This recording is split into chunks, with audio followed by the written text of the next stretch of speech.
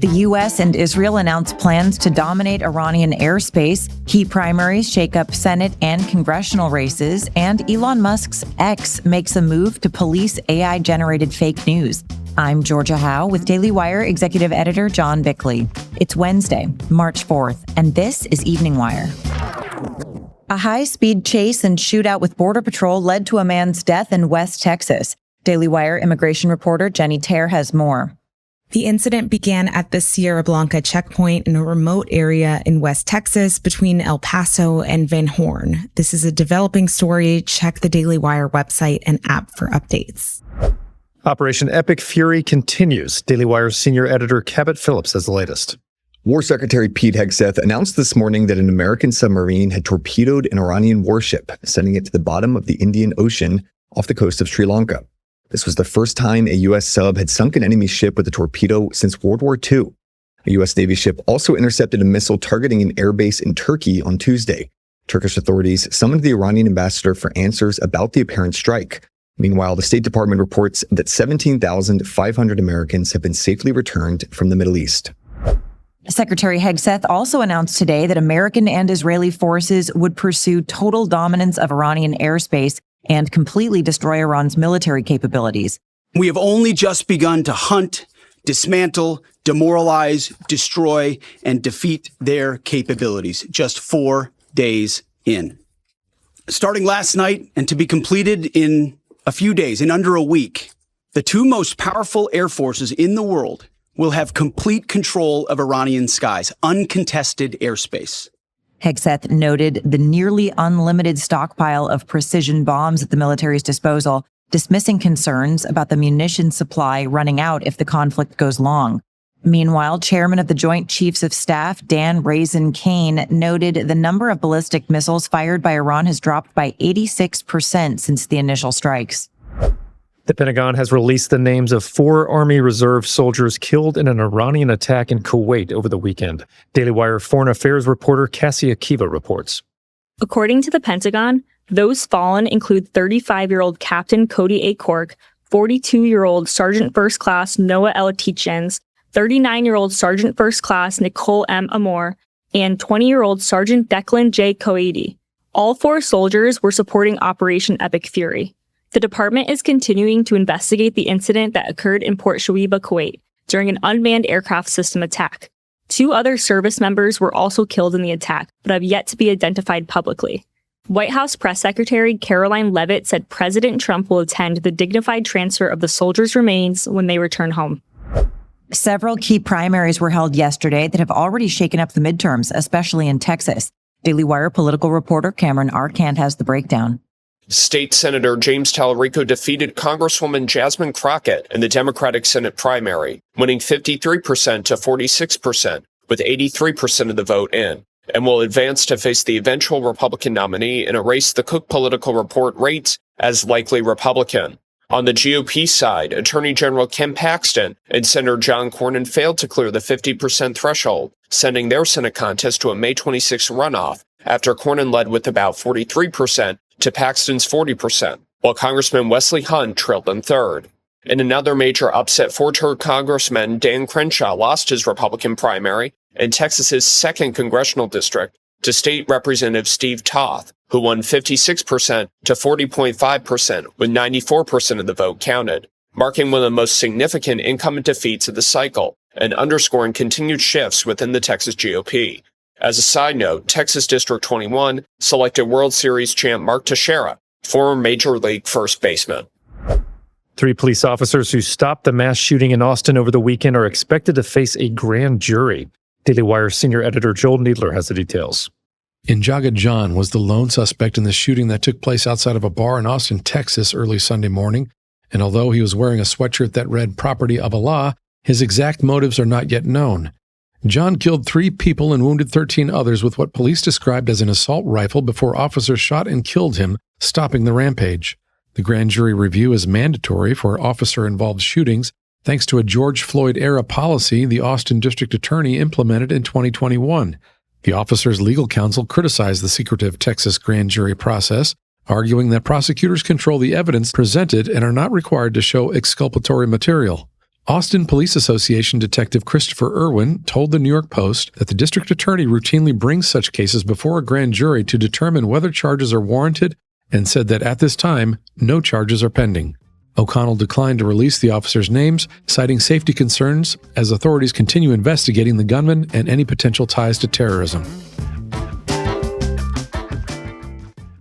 This episode is sponsored by Brickhouse Nutrition. You've probably heard about those weight loss injections that everyone's been talking about, and for good reason. The results can be pretty incredible. They work by helping regulate blood sugar and keeping your appetite in check. But here's the thing, not everyone wants to deal with weekly injections, especially when you start hearing about some of the side effects that can come with them. That's where Lean comes in. It's a weight loss supplement developed by doctors, and people are seeing some really impressive results. The ingredients in Lean are backed by research showing that they can help lower blood sugar, turn stored fat into energy, and reduce those constant cravings that make dieting so hard. This stuff is no joke. I am one of those people that eats sometimes a lot when I'm stressed.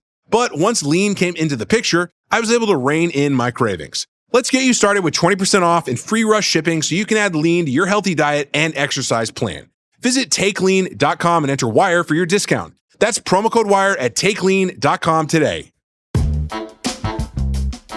X announced that it will suspend users who post AI-generated videos of war without disclosure, this being a growing problem as the conflict in the Middle East intensifies. Daily Wire reporter Zach Jewell has the details.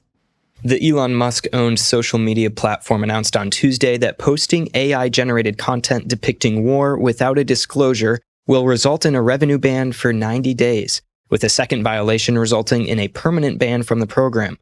This ties directly to the ongoing conflict in the Middle East, as pro-Iran accounts have been flagged posting AI-generated content. In one case, accounts spread a video that appeared to show the USS Abraham Lincoln being struck by Iranian missiles. U.S. Central Command responded on Sunday saying the video was fraudulent and that Iranian missiles which fired, quote, didn't even come close.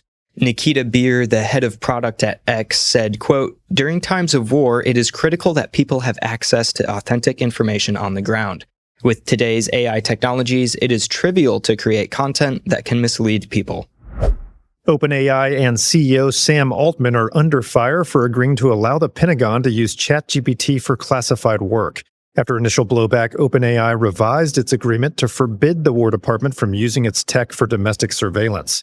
At an all-hands meeting Tuesday, Altman defended the agreement, saying the company would have influence over how its technology is used. He said while this was a complex decision, it was the right one with extremely difficult brand consequences and very negative PR for us in the short term. The House Oversight Committee's Epstein investigation has tapped two members of Trump's cabinet to testify, Attorney General Pam Bondi and Commerce Secretary Howard Lutnick. Bondi is expected to testify on the DOJ's handling of the Epstein case. Lutnick told Axios on Tuesday that he volunteered to speak to the committee, saying he did nothing wrong and wants to set the record straight. Lutnick lived next door to Epstein in Manhattan and visited Epstein's infamous Caribbean island in 2012, 4 years after Epstein pled guilty to soliciting a minor for prostitution. Lutnick has not been accused of any wrongdoing related to Epstein's sex crimes. Both will testify behind closed doors in the coming weeks. A former American Idol contestant and worship pastor allegedly killed his wife in Tip City, Ohio, and now police have released body camera footage showing him shortly after. Daily Wire reporter Lyndon Blake has the story. Caleb Flynn is in jail right now on a $2 million bond for murder charges in the case of his late wife, Ashley Flynn. The new body cam footage shows the moments after he allegedly shot his wife in the head in the bedroom while their two daughters slept nearby. Caleb is seen in the video wailing in his living room when cops get to what they thought was a burglary call. Caleb even asked a cop, "Is his wife gone?" After calling Ashley's mom to the scene of the crime, the footage shows Caleb talking to his mother-in-law, saying Ashley asked him to sleep on the couch, but he shouldn't have listened to her. Just 3 days after Ashley's murder, Caleb was charged with 1 count of homicide, 2 counts of felonious assault, and 2 counts of tampering with evidence. The former worship pastor competed on season 12 of American Idol, where he talked about how much he loved his wife. Thing that makes me unique, I absolutely love the Lord. I love my wife more than anything. Caleb's preliminary hearing is scheduled for March 26th. A new bill in West Virginia could increase the availability of fully automatic weapons to civilians.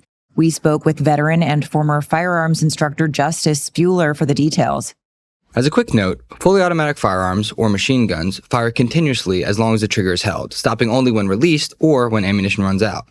While Americans can legally own certain machine guns, federal law bans civilian transfer of those manufactured after May 19th of 1986, sharply limiting the supply.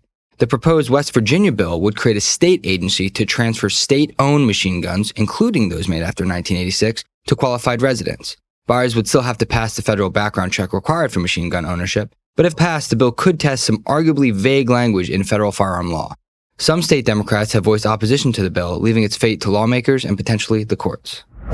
And Starbucks is planning to open a new corporate office right here in Nashville.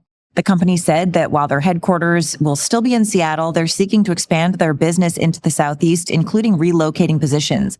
Starbucks has also said they want to add as many as 5,000 new locations, many of which would be in the southern U.S., including Nashville. So now it will be even more convenient for John to get his morning venti white chocolate mocha double whipped. That is not my order, guys. That's a lie. All right, those are your drive home updates today. To learn more about these stories, go to dailywire.com. And in case you missed it earlier today, we covered some major stories, including the White House messaging on the Iran campaign, the Supreme Court striking down a California child transitioning law, and the arrest of an illegal immigrant with a lengthy rap sheet in the brutal stabbing of a Virginia mother. Thanks for tuning in. We'll be back tomorrow morning with another full edition of Morning Wire.